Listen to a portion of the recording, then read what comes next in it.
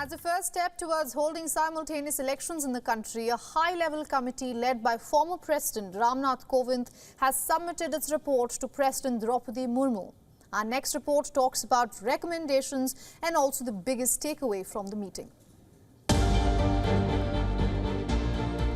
Did you know India has witnessed more than 400 general and state assembly elections since independence?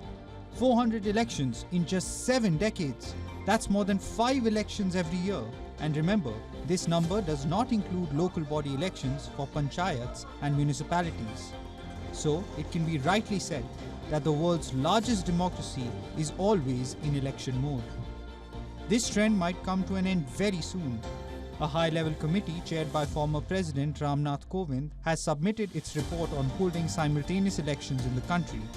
The committee, formed in September last year, was tasked to make recommendations into holding simultaneous polls for Lok Sabha, all state assemblies and for local bodies.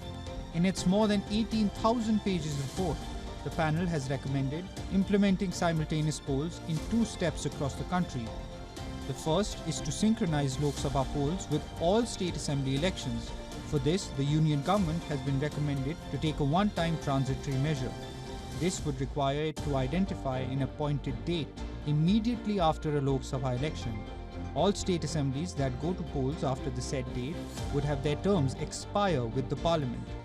This would synchronize the electoral cycles of the central and state governments and bring back simultaneous elections. Then, as the second step, the panel recommends that municipality and panchayat elections should be held within 100 days of the Lok Sabha and state elections. But what will happen in the case of a hung assembly, one may ask? Well, the committee has suggested that fresh elections could be conducted if a no-confidence motion or any other event disturbs the synchronization in the future. However, the elections would be conducted only for the remainder of the term or the unexpired term. This means that a new government formed in between will remain in power only until the next cycle of simultaneous polls is due. The committee has also recommended preparing a single electoral roll for all elections in the country. Implementing the committee's proposals would require constitutional amendment with ratification in half of the states. If the new government formed after the upcoming Lok Sabha polls immediately accepts the committee's proposals, the earliest simultaneous elections could possibly be held in 2029.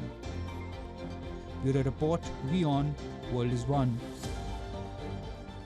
For all the latest news, download the WION app and subscribe to our YouTube channel.